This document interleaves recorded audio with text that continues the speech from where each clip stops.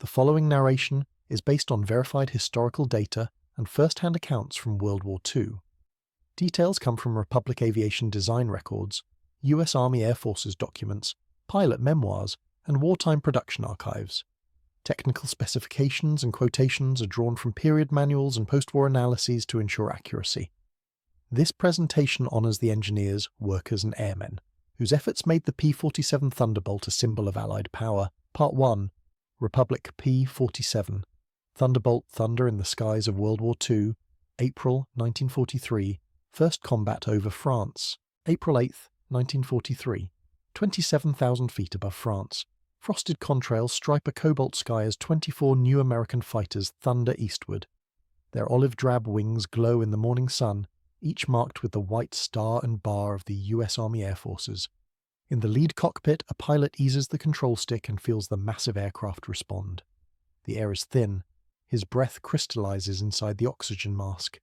Ahead of him, the Pratt and Whitney R-2800 double Wasp engine growls, its turbo supercharger forcing icy air into 18 cylinders and unleashing nearly 2,000 horsepower even in the stratosphere.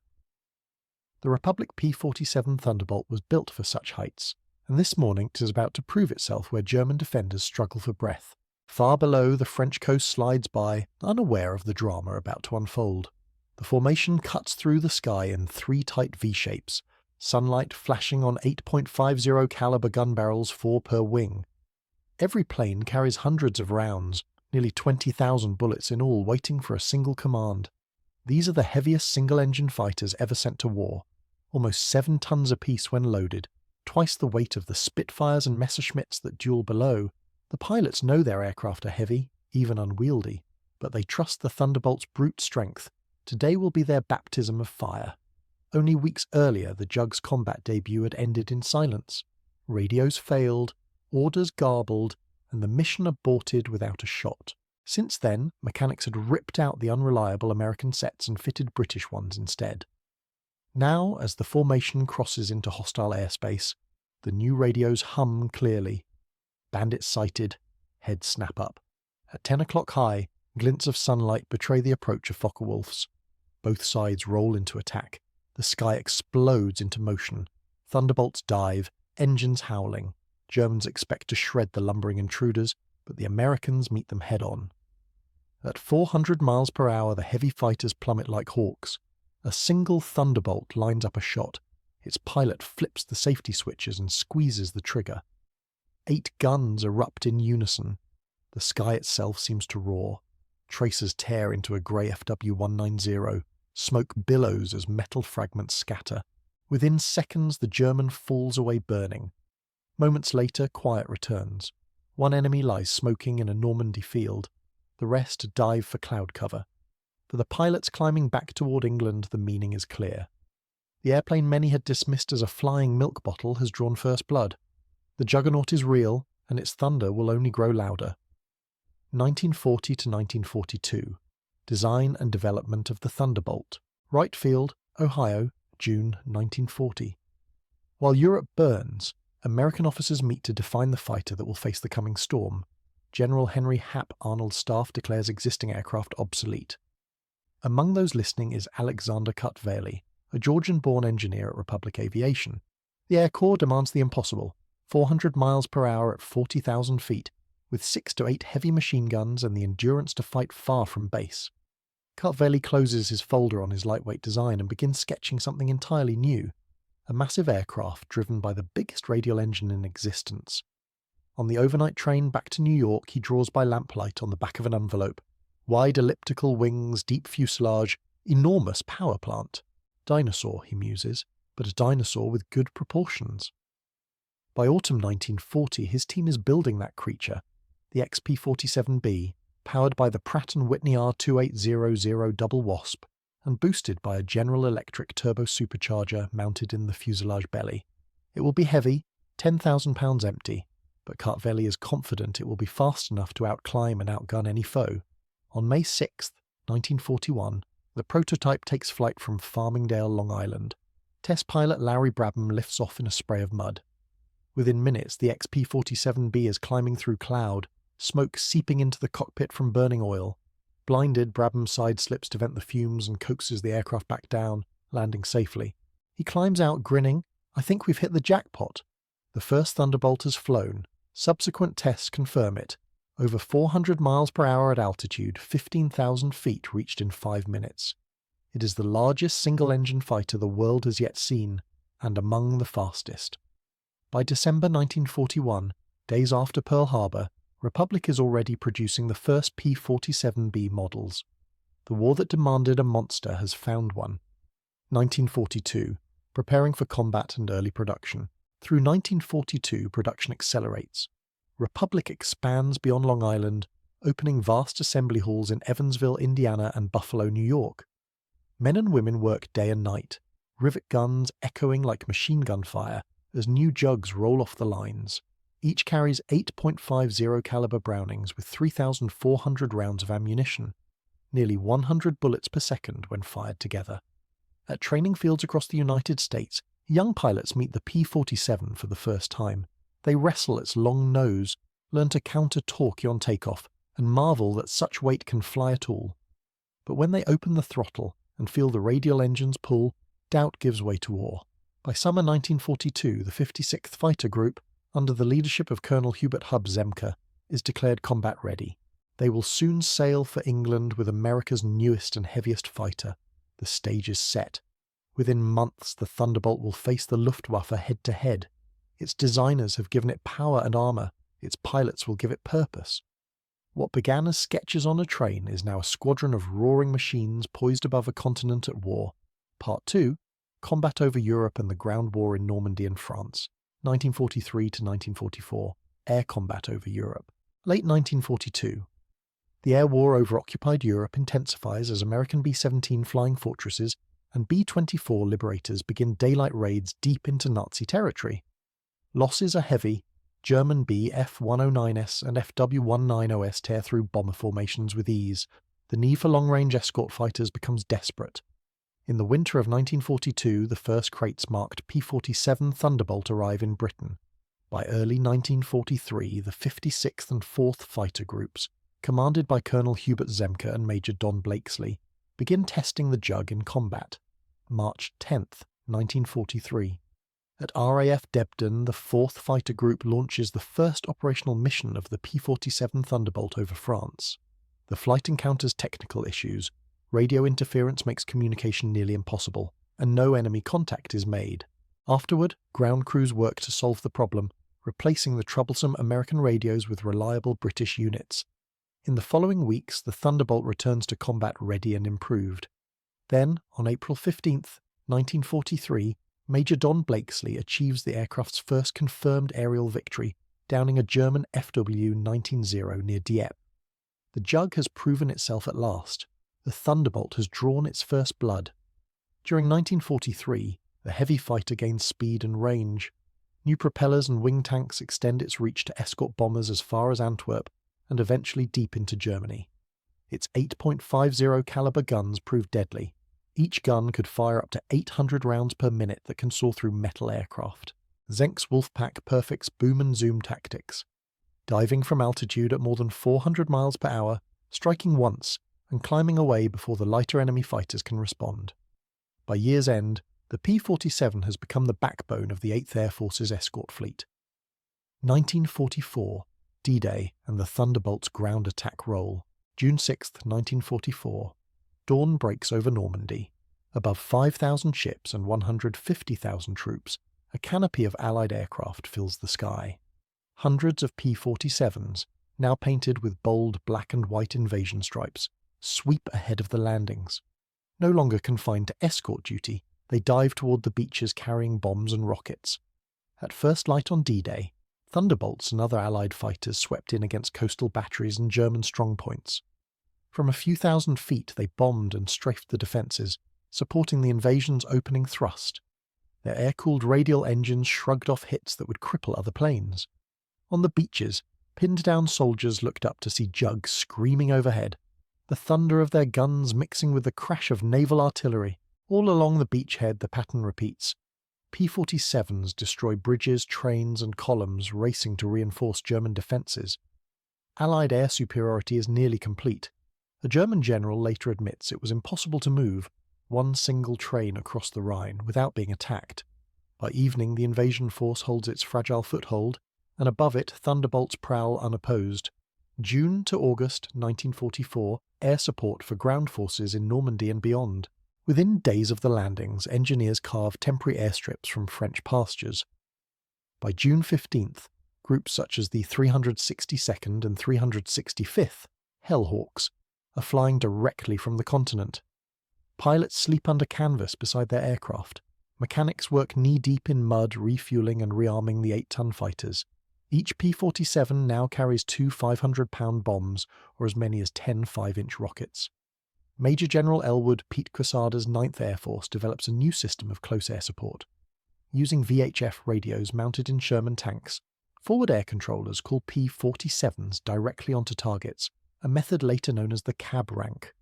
Fighter bombers orbit above the front, waiting for a tank commander or infantry officer to radio coordinates. In minutes, Thunderbolts dive through flak to strike within yards of friendly lines. For the first time in history, ground units and aircraft fight as one coordinated team. When German armour counterattacks at Mortain in August, over 300 of P-47 sorties halt the advance in 2 days, destroying dozens of panzers. The Falaise Pocket follows, a scene of devastation as Allied air power traps and annihilates a retreating German army. Thunderbolt pilots describe the roads as a slaughterhouse of vehicles and horses. It is grim work, but it breaks the back of German resistance in France. Late summer 1944, pursuit across France. By September, France is liberated. The Thunderbolt has become the soldier's constant companion. Infantrymen call them our guardian angels. General Patton's Third Army drives east with the 19th Tactical Air Command's P-47s, flying shotgun a few miles ahead of the tanks, destroying roadblocks and ambushes before the armour arrives. Every day, hundreds of Thunderbolts launch from forward fields, striking bridges, trains and convoys.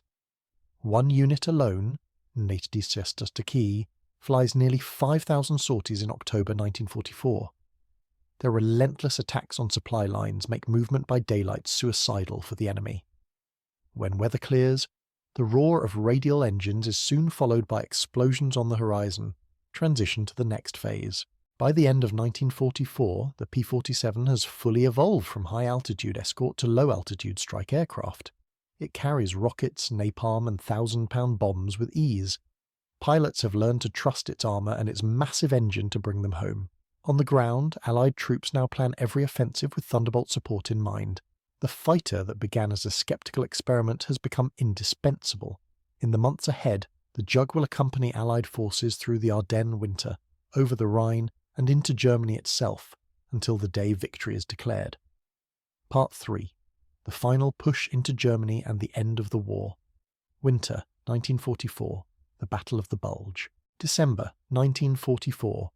The Ardennes forest lies under snow and fog as Hitler launches a last desperate offensive. For a week, bad weather grounds most Allied aircraft. US troops fighting at Bastogne and Saint-Vith dig in without air cover, listening for the familiar rumble of radials that does not come. Then, on December 23rd, the clouds lift. The P-47 Thunderbolts of the 9th Air Force return with vengeance. At first light, hundreds of Jugs take off from icy strips in Belgium and France. They strike convoys, bridges and fuel dumps along the snow-covered roads. At Bastogne, the encircled paratroopers of the 101st Airborne cheer as Thunderbolts dive out of the sky, their 8 machine guns tearing into columns of tanks. On December 27th, First Lieutenant William Nellis of the 513th Fighter Squadron flies his 70th mission. He destroys a convoy on his first 2 passes and is killed on his 3rd. The airfield at Las Vegas that bears his name today stands as a tribute to every pilot who fought in that bitter winter. When the weather clears completely, Allied air power smashes the German offensive. Day after day, Thunderbolts attack with bombs, rockets and gunfire until the Bulge collapses.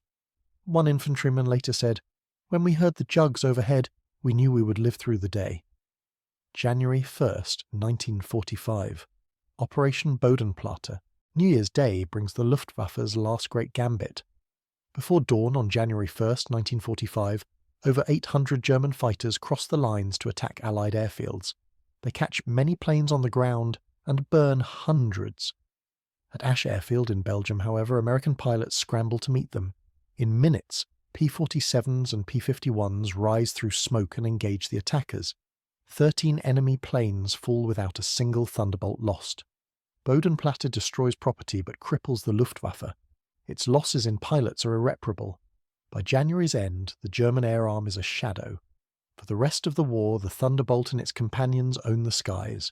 Spring 1945, crossing the Rhine. March 7, 1945, US forces seize the bridge at Remagen, the first intact crossing over the Rhine.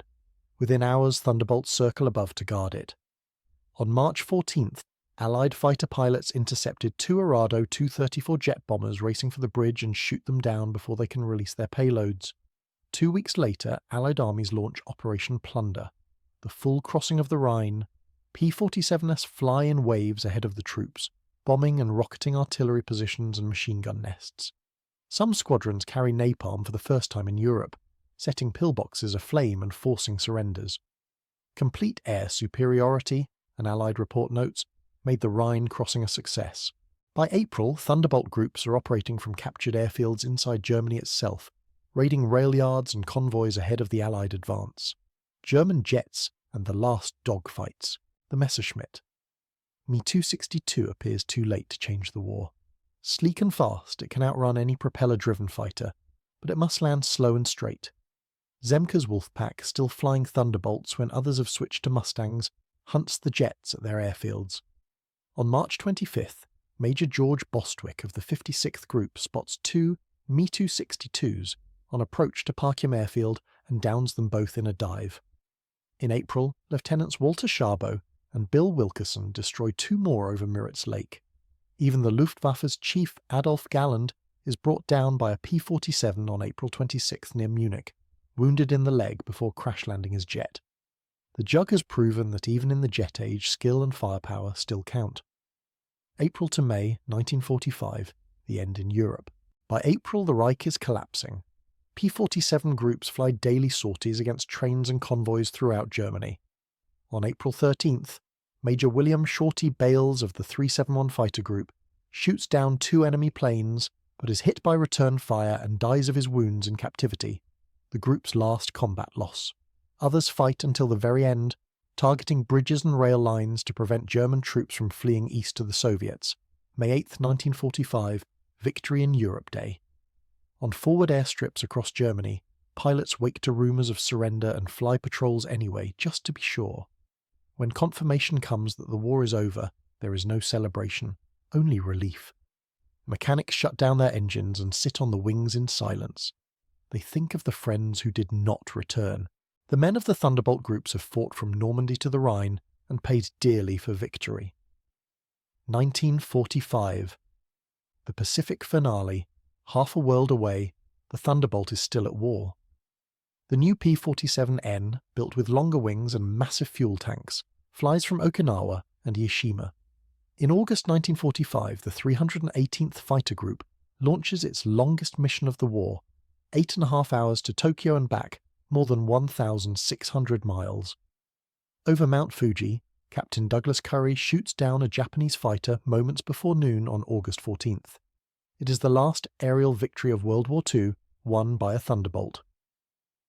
When Curry lands back at Ishima that afternoon, ground crews tell him the news. Japan has surrendered. The war is over. Reflection. In 3 years of combat, the Republic P-47 Thunderbolt has flown more than 500,000 sorties and destroyed thousands of tanks, trucks, and aircraft. It has earned a reputation for ruggedness unmatched by any fighter of its time. Pilots call it their guardian angel. Infantrymen call it the best artillery in the world. As peace settles over a ruined continent, the thunder of its engine fades into history, but its legend has just begun. Part 4. Post-war service and the legacy of the Thunderbolt 1945, a new era begins. When victory arrived in 1945, the Republic P-47 Thunderbolt had no enemy left to fight. Factories still full of aircraft were ordered to halt production. Thousands of jugs lined up in storage yards across America and Europe. Within 2 years, the newly independent US Air Force redesignated it the F-47, but jets were now the future. By 1949, the last active-duty Thunderbolts had left frontline units, replaced by sleek F-80s and F-84s. The big radial fighter that had carried pilots through Europe's storms became a veteran resting in the hangars of the Air National Guard. Yet the Jug's durability kept it flying at home. Guardsmen trained on it through the early 1950s, still trusting its broad wings and forgiving engine. In 1950, when nationalist unrest flared in Puerto Rico, Air Guard pilots launched their F-47s to restore order. The last time the Thunderbolt flew a combat mission under the American flag. Even during the Korean War that same year, some officers quietly wished the tough old P-47 had been sent instead of the more fragile Mustangs that suffered heavy losses. By 1953, the last Guard squadrons retired their Jugs, ending American service but not the airplane's story. Allies and foreign service. Surplus aircraft spread across the world. France, Italy, Brazil, Mexico and a dozen other nations rebuilt their air forces with Thunderbolts. In post-war Europe, the French Air Force used hundreds of ex-US P-47s first for training, then in combat again during the Algerian War of the 1950s. Operating from desert strips, they bombed and strafed insurgent positions until 1957, proof that the Jug still had a place in modern war. Italy, reorganizing its Aeronautica Militaire, flew P-47s from 1947 until the early 1950s. Pilots who had once fought in nimble biplanes now learned to handle 2,000 horsepower and 8 heavy guns. They called the plane Una Macchina Possente, a mighty machine, and credited it with preparing them for jets. Further east, Turkey and Yugoslavia fielded hundreds of Thunderbolts supplied through American aid programs. For these countries on the Cold War's edge, the Jug was a symbol of new alliances and Western protection. Painted in fresh national colours, it guarded their skies long after its US service had ended. The Thunderbolt in the Americas, South America gave the P-47 some of its longest life. In Brazil, veterans of the 1st Grupo de Caça returned home from Italy as heroes, bringing their beloved Thunderbolts with them. The Brazilian Air Force kept them flying into the 1950s. One gleaming example still stands on display today, its Center a Pua, nose art preserved for future generations. Mexico's 201st Fighter Squadron, famous for its service in the Philippines, also brought its Jugs home. They became the backbone of the Mexican Air Force's tactical units for several years. Throughout Latin America, Venezuela, Chile, Colombia, Ecuador and Peru, surplus Thunderbolts patrolled borders, trained new pilots, and at times saw action in small regional clashes. In 1955, a Nicaraguan F-47 shot down a Costa Rican P-51 Mustang, the last known air-to-air victory for the type. The victorious aircraft survives today in a US museum, a relic of that final duel between two World War II legends. The Jug's career ended gradually. Dominican and Peruvian squadrons kept theirs flying into the 1960s. Peru retired its last Thunderbolt in 1966, more than 20 years after the war. By then the world had entered the space age, but the old fighter's radial roar could still echo over the Andes, remembered by those who flew it. Wherever it served, pilots remembered the Jug for one thing above all: survival. It could take hits that would destroy another aircraft and still bring its pilot home. American ace Robert Johnson once counted more than 200 bullet holes in his P-47 after combat and landed safely. Brazilian pilot Danilo Moura returned from Italy with half a wing missing. Stories like these became legend and forged deep affection among crews. Mechanics said the Thunderbolt forgave you for mistakes and would fly even when patched with tape and wire. By the 1970s, a handful of restored Jugs thundered again at air shows. Spectators who had lived through the war wept at the sound of that huge radial engine climbing into the sky. The sight of its broad wings and silver fuselage recalled a time when victory depended on machines built strong enough to endure. The spirit lives on, the A-10 Thunderbolt II. Decades later, the Thunderbolt's name returned. In 1977, the US Air Force introduced a new close support aircraft, the A-10 Thunderbolt II. Built by Fairchild Republic, descendant of the company that had created the P-47, it was a direct homage. The A-10 shared its ancestors' priorities: armour, firepower and loyalty to the soldiers below. Its twin turbofan engines and titanium cockpit could absorb astonishing punishment. Its GAU-8 cannon echoed the Jug's 8 heavy guns. Pilots nicknamed it the Warthog, but its official title honoured the legacy of the plane that had once saved so many lives in Europe's fields. Every time an A-10 swoops low over a battlefield, the lineage is clear. Like the P-47, It endures hits, delivers precise strikes, and stays on station to protect the men on the ground. The Thunder still speaks. Different sound, same purpose. Closing reflection. The Republic. P-47. Thunderbolt fought across continents and outlasted its own era. It was a weapon of power and mercy, deadly to its enemies, faithful to its pilots. From the beaches of Normandy to the jungles of the Pacific, from post-war airfields in France and Brazil to the design of modern aircraft, its influence persists. Its engines are silent now, but its spirit endures in museums, in veterans' memories, and in the echo of every Warthog's gun run. The Jug remains a symbol of resilience, courage, and the industrial genius that helped free the world.